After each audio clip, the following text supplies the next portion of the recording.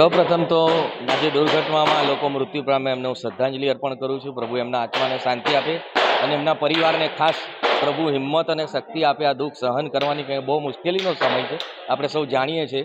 કાલે સવારે 10 વાગે અમારા નેનવીનભાઈ અને બોબીભાઈ જે આ કામ કરે છે અને નિલેશભાઈ એમને પર ફોન આવ્યો એર ઇન્ડિયામાંથી કે તમારે 50 100 બનાવી આપવાના છે કોફિન, બને એટલા જલ્દી તમે અમને આ કોફિન બોક્સ પહોંચાડ્યો. એટલે અમે તાત્કાલિકથી સવારે રાત્રે 10 વાગ્યેથી આ બધા જુવાનો આ કોફિન બોક્સ બનાવવાની તૈયારીમાં લાગી ગયા. કેમ કે એક કોફિન બોક્સ બનાવતા 2 કલાકનો સમય લાગે છે અને આજે આપ જોઈ રહ્યા છો એ કામ જરા સહેલું નથી. કેમ કે અમે જાણીએ છીએ આ બહુ અઘરું કામ છે, પણ અત્યાર સુધી મિનિમમ 20 કોફિન તૈયાર થઈ ગયા છે. જે આપણે કોઈ માનવ રોકી નથી શક્યો, પણ આ છેલ્લું કામ છે.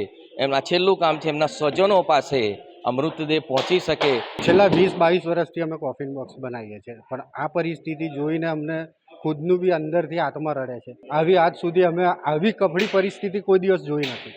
મેસેજ અમને અમદાવાદથી ઇન્ડિયન એરલાઇન્સમાંથી આવ્યો કે આટલી કોફિન બોક્સનો રિક્વાયરમેન્ટ છે 100, અને ગવર્મેન્ટ તરફથી બી અમારી જોડે વાત કરવામાં આવી ગવર્મેન્ટ હોસ્પિટલથી કે તમે કોફિન બોક્સ બનાવો છો તો અમને આટલી રિક્વાયરમેન્ટ છે, જો તમે કરી આપતા હોય તો સારું. અત્યારે બપોર સુધીમાં અમે 50 કોફિન બોક્સ તૈયાર કરીશું અને બપોરે 2:30 વાગ્યા સુધી, અને એના પછી બીજા 50 કરીને રાત્રે મોકલીશું. એટલે ટોટલ 100 કોફિન બોક્સની રિક્વાયરમેન્ટ છે.